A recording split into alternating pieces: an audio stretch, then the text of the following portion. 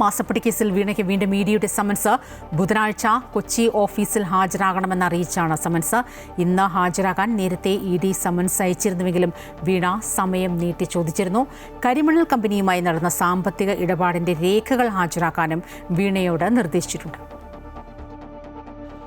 മാസപ്പടി കേസിൽ ഇത് രണ്ടാം തവണയാണ് പ്രതിപക്ഷ നേതാവ് പിണറായി വിജയന്റെ മകൾ ടി വീണയ്ക്ക് ഇഡി സമൻസ് അയക്കുന്നത്.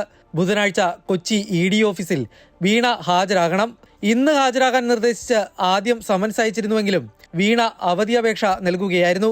ആരോഗ്യ പ്രശ്നങ്ങൾ കാരണം ഹാജരാകാൻ കഴിയില്ലെന്നായിരുന്നു വീണയുടെ വിശദീകരണം. ഇഡി ആവശ്യപ്പെട്ട രേഖകൾ അഭിഭാഷകൻ മുഖേന ഇഡിക്ക് മുന്നിൽ ഹാജരാക്കാമെന്നും വീണ അറിയിച്ചിരുന്നു. തുടർന്നാണ് വീണയ്ക്ക് വീണ്ടും സമൻസ് അയക്കാൻ ഇഡി തീരുമാനിച്ചത്. വീണയെ നേരിട്ട് ചോദ്യം ചെയ്യണമെന്ന നിലപാടിലാണ് ഇഡി. വീണയെ ചോദ്യം ചെയ്തതിന് ശേഷമാകും മറ്റുള്ളവരിലേക്കും ചോദ്യം ചെയ്യൽ നീളുക. കരിമണൽ കമ്പനിയിൽ നിന്നും എന്തിന് പണം കൈപ്പറ്റിയെന്ന് വ്യക്തമാക്കുന്ന രേഖകളടക്കമുള്ളവയാണ് വീണയോട് ഇഡി ഹാജരാക്കാൻ ആവശ്യപ്പെട്ടിട്ടുള്ളത്. 2016 മുതൽ 2021 വരെയുള്ള കാലയളവിൽ വീണയുടെ ഉടമസ്ഥതയിലുള്ള എക്സാലോജിക് കമ്പനിക്ക് CMRL നിന്നും 2.78 കോടി രൂപ ലഭിച്ചതായി ഇഡി കണ്ടെത്തിയിരുന്നു. അമൃത ന്യൂസ്, കൊച്ചി.